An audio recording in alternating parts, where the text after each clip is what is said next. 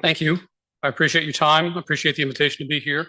Um, I live in a suburb just outside of Washington, D.C. called Alexandria. And just down the road, about 30 minutes, is another suburb called Vienna.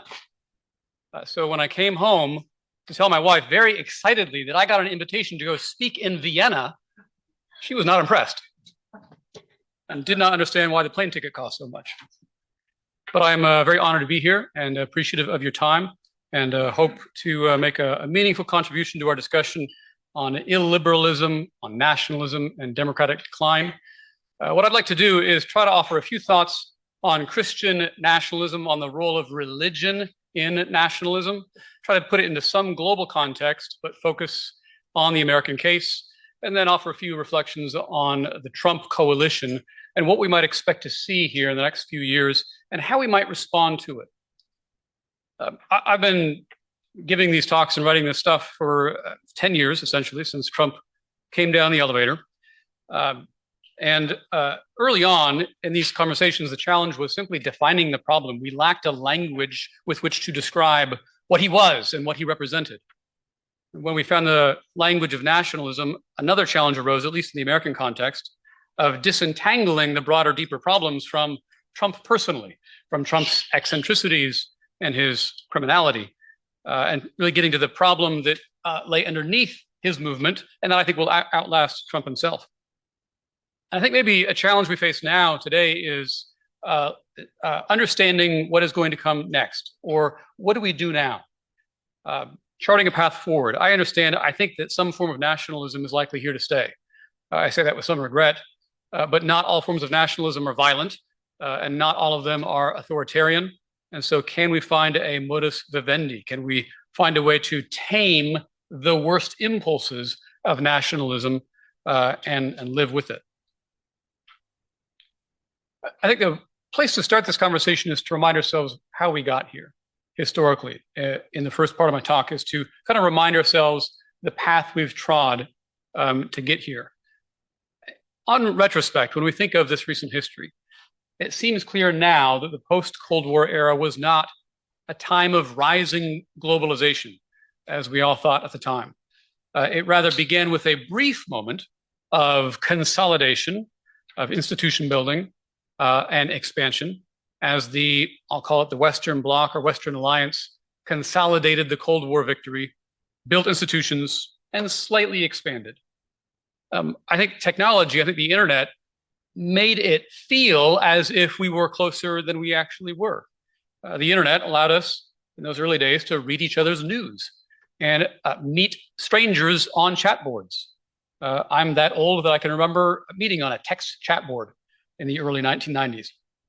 The internet helped corporations do business across borders more efficiently, but the internet did not dissolve the walls of language, religion, and culture that have always divided humanity into subgroups. And so I think almost immediately we saw a reaction setting in to globalization, in some cases quite violent, a reassertion of subnational identities. We saw that, of course, in the Balkans throughout the 1990s. We saw it in Central Africa. We saw it when Armenia and Azerbaijan clashed. We saw more peaceful movements for secession and autonomy in Scotland and Quebec, among the Basques and the Kurds. And above all, we saw it in the Middle East, movements like Al-Qaeda and its many, many copycats. As Francis Fukuyama memorably put it in his book, Identity, the Demand for Dignity and the Politics of Resentment, I think actually one of the most profound books of the age. The commonality across all these movements was the demand that the state recognize and protect and prioritize markers of identity, religious and cultural particularity, over against the homogenizing sameness of global capitalism and democracy. And so right there, we might actually pause to recognize some seed of a legitimate grievance there. Globalization brought prosperity, but it was not always equitably shared. Globalization brought the creative destruction of capitalism that was often seems to be more destructive of the local and constructive of the global. It would destroy the local mom and pop store, the local bakery, the neighborhood hardware shop, and it would build Walmart or Amazon or Target or a big box store.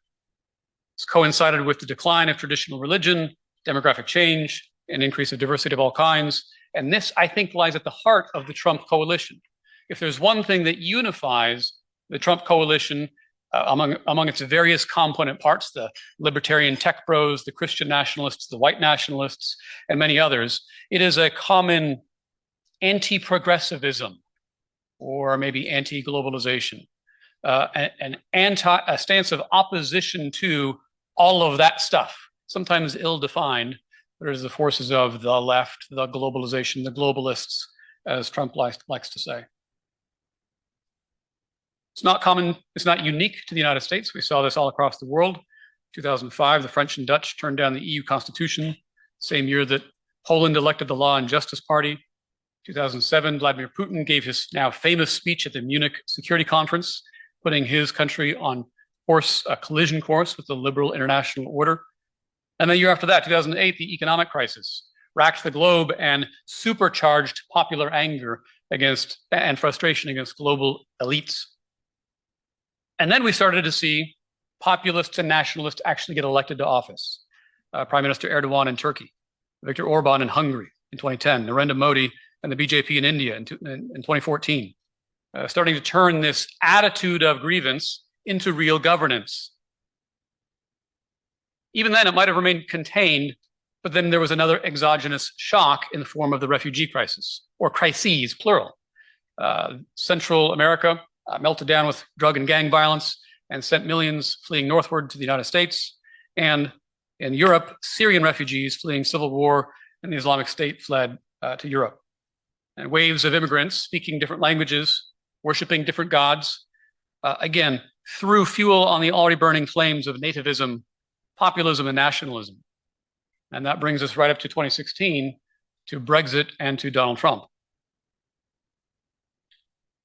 In all of these cases that I've rattled off so quickly, I hope you see that religion plays a role in virtually all of them. Religion always plays a role in defining national identity, for good or for ill. Turkish and Pakistani nationalism is Islamic, Sunni Islamic. Brazilian nationalism has a Catholic tinge to it. Russian nationalism, Orthodox. Indian nationalism, Hindu. Israeli nationalism, Jewish. We call that Zionism. And so what about American nationalism?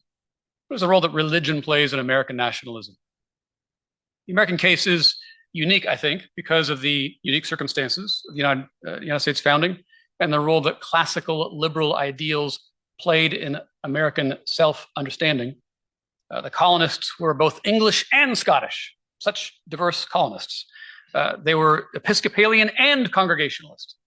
And so they couldn't define themselves as any one of these things. They had to reach for something a bit broader to say that they could be one people despite being English and Scottish, Presbyterian and Episcopalian.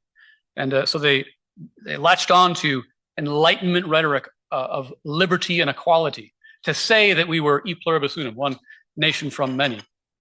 And this Enlightenment rhetoric fabricated a myth of unity around these ideals. It was not consistently applied and excluded the Native Americans and the Africans in their midst, quite often excluded the Catholics as well. Nonetheless, it was there. You may be familiar with the conventional distinction that scholars make between ethnic nationalism and civic nationalism. One rooted in culture, heritage, ethnicity, or language, and the other one in civic ideals. That's rough and ready, but I suggest there's a third font to national identity. That is religion. Religion also flows into the broad stream of American identity and so many others. And that is why in the United States, America has sometimes been defined as a nation of white people, sometimes as a nation of Protestants, sometimes as a nation of all who pledge loyalty to the US Constitution. And Americans have held a very inconsistent blend of these things, where it's a little bit of this, a little bit of that. No one has ever accused Americans of being terribly ideologically consistent. That's why American nationalism, when it's not overtly racist, when it's not the overtly white nationalist kind, almost always reaches for the language of Christianity. Christianity, especially Protestant Christianity, provides the language, the symbolism, the myths and memories of American nationhood. The flip side is that American Christians have long seen the project of American nation building as their project, as a Christian project, a religious duty. White American Protestants, white Protestants in particular, have felt a sense of ownership over the country, a responsibility for the American experiment, as if they are the rightful owners of the American brand, so to speak, entitled to preeminence in American culture. Now, look, the Trump coalition today is very diverse. As I mentioned, it includes libertarians, techno-utopians, white nationalists, Christian conservatives. It includes a Leninist like Steve Bannon. It includes a billionaire like Elon Musk. But I think that the language that resonates the deepest and broadest coming from the Trump coalition is the language of Christian nationalism. The tech bros don't have a very wide base. Leninists won't win an election. White nationalists are actually still shamed whenever they come out in the light. And so the Christian language is the most publicly acceptable face that the Trump coalition can wear. That's why on January 6th, there were white nationalists there. There were anti-government conspiracy theorists there. There was a lot of Christian symbols and rhetoric there. When the protesters made their way to the US Senate chamber, they paused for a prayer and they courteously removed their headgear. And then they prayed and somebody shouted, in Jesus Christ, we invoke your name. And the leader prayed and thanked God for saving America and showing that this is our country. That's quote his words, our country. Now, I do want to say it's actually not terribly unusual in countries around the world that the majority tribe, the majority culture, majority religion, always plays a kind of a social function, whether the religion happens to be true or not. Religion promotes social cohesion. It establishes standards of conduct and norms, and that's true everywhere. And whenever a majority tribe starts to go into decline demographically, as Christianity has in America, the members of that tribe very naturally dig in and they want to entrench their privilege before it disappears entirely. We've seen that all around the world in recent decades, and that is the root of all forms of religious nationalism, including American Christian nationalism.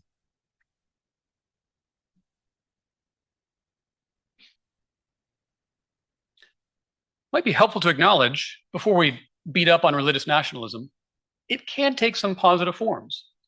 If a religious revival simply means a revival of individual piety and a growth in character and fellowship and civic duty, that's a wonderful thing.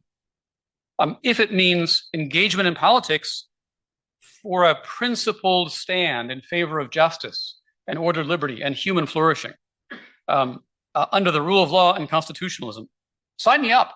I would love to be part of that. And in fact, I think that my Christian faith does lead me in that direction. I am a Christian and I love being involved in politics because I want to work for justice. I read in the Psalms, God loves justice. So I love justice too. That's not Christian nationalism. That's just me being a Christian and being a voter. I think we all know, though, that there's a more dangerous form that this can take, a different kind of Christian involvement in politics, the kind that wants, for example, mandatory prayer back in public schools, as used to be the case in America, that wants crosses on public lands to the exclusion of other symbols, that wants immigration restricted only to Christians and Jews, that wants public morals enforced by the state under Christian control.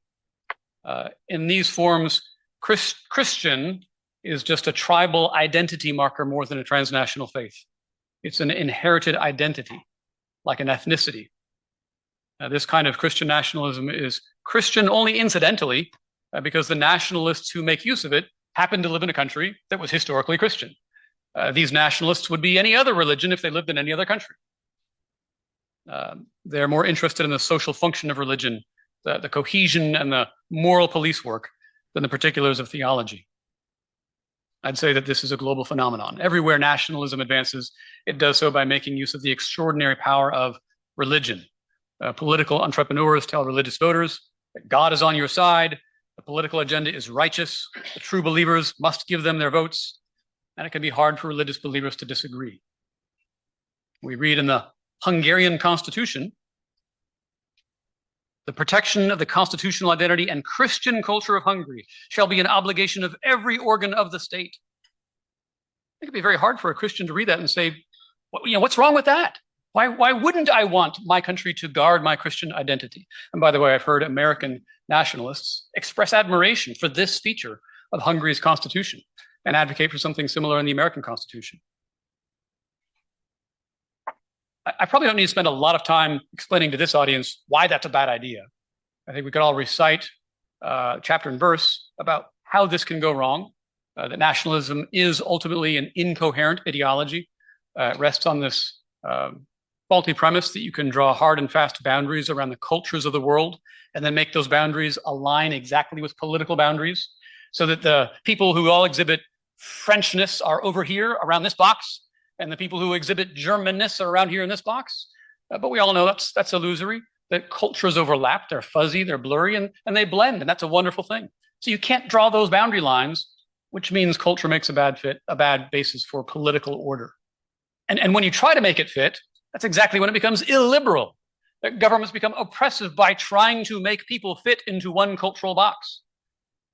When the American government says, this is what it means to be an American, it is also saying, you're not one of us if you don't happen to fit that box.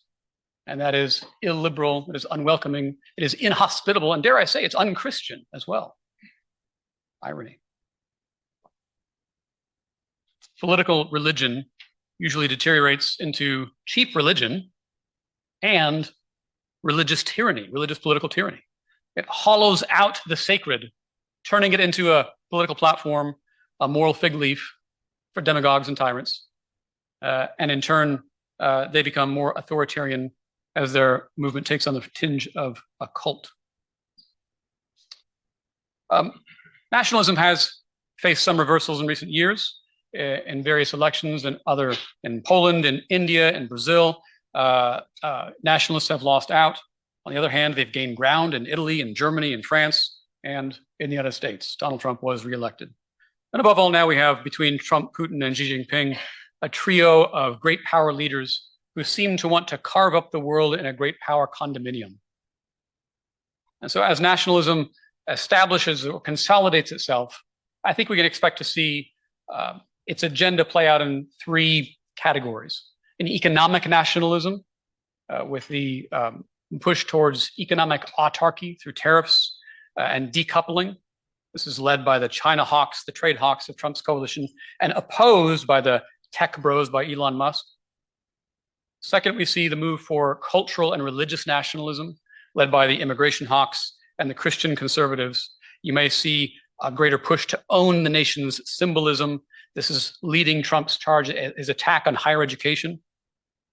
This is, again, led by the Christian nationalists, but I think opposed by the tech bros and some libertarians who are a little uncomfortable with the excessive use of state power. And last and most concerning to me as an international affairs professor, we see it military nationalism, soaring defense budgets. Trump is now planning a military parade on the 4th of July, complete with tanks rolling down Pennsylvania Avenue in DC. This is dangerous because I actually think some defense buildup is necessary, but now the nationalists can hijack that and create a much more dangerous world. That's why you see Trump making his hawkish remarks about Greenland and Panama and Canada, and I don't know where this could lead. I think the way forward is to oppose what we must, advocate for free trade among free nations, advocate for peace where possible, but perhaps understand the wisdom of subsidiarity, of letting cultural pluralism bloom. And that may mean allowing cultures to flourish that we are uncomfortable with, but that might give them a felt sense of safety so they don't try to take over the government and turn it into an arm of their own privilege. And that, I think, is a world we can all get behind, not just a world of tolerance on the surface, but a deeper tolerance of different ways of being and living, so that the nationalists themselves feel welcome in the world we're trying to build. That, I hope, is a way forward. Thank you very much.